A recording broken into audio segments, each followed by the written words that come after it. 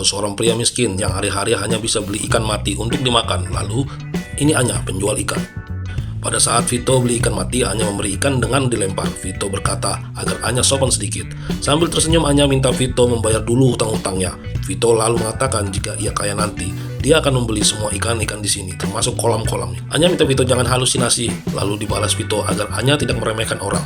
Lalu di sela gurauan mereka, ada pembeli datang mau beli ikan. Tapi pembeli itu minta ikannya sekalian dipotong-potong. Dengan muka kesal tapi tetap imut, Anya memarahi pembeli dan menyuruh pembeli itu beli ikan di tempat lain saja.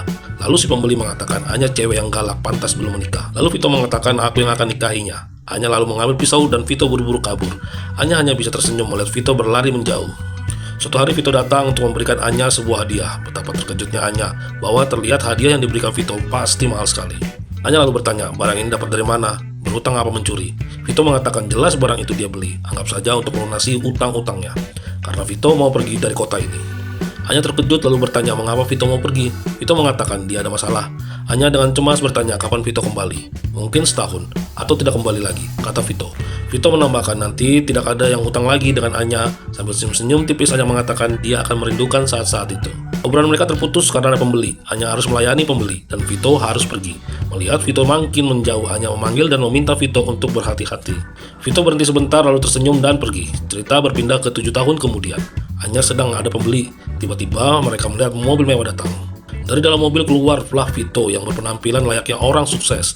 Anya awalnya senang melihat Vito datang, tapi melihat dirinya sendiri, Anya jadi malu.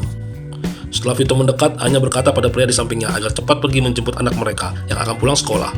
Vito mendengar apa yang dikatakan Anya. Vito merasa dia terlambat, lalu Vito menjatuhkan kotak perhiasan yang dia bawa. Lalu berbalik pergi dari Anya. Di jalan kembali ke mobilnya, Vito bertemu tetangganya. Mereka bercerita basa-basi sebentar, lalu tetangga Vito itu bertanya apakah Vito sudah bertemu Anya. Tetangga Vito itu mengatakan bahwa Anya telah setia menunggu Vito selama ini. Berpindah pada Anya, dia melihat kotak perhiasan yang dijatuhkan Vito.